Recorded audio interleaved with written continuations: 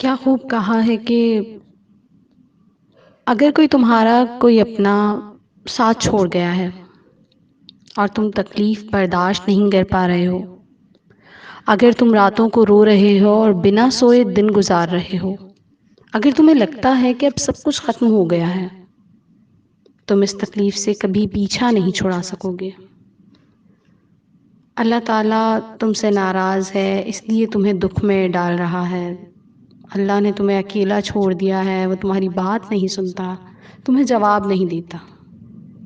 اس کا مطلب یہ نہیں کہ تمہارا اللہ پر یقین کمزور ہے۔ اس کا یہ ہرگز مطلب نہیں کہ اللہ تم سے ناراض ہے۔ اس کا یہ بالکل مطلب نہیں کہ وہ تمہارے آنسو نہیں دیکھ رہا۔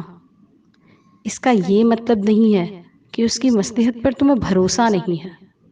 یہ تو تمہارے خالص احساسات ہیں، کیونکہ حضرت محمد صلی اللہ علیہ وآلہ وسلم بھی اپنی والدہ کی قبر پر روئے تھے۔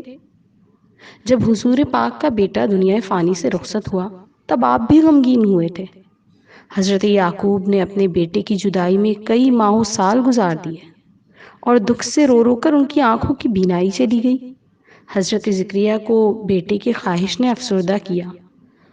دکھ کمزور ایمان کی نشانی نہیں ہے۔ ہو سکتا ہے یہ خدا کا اشارہ ہو تمہیں اپنی کھوج میں لگانے کا، خدا کو تلاش کرنے کا، خدا کے اور قریب ہونے کا۔ ہو سکتا ہے کہ وہ تمہیں اپنی محبت کی پہچان کروانا چاہتا ہو،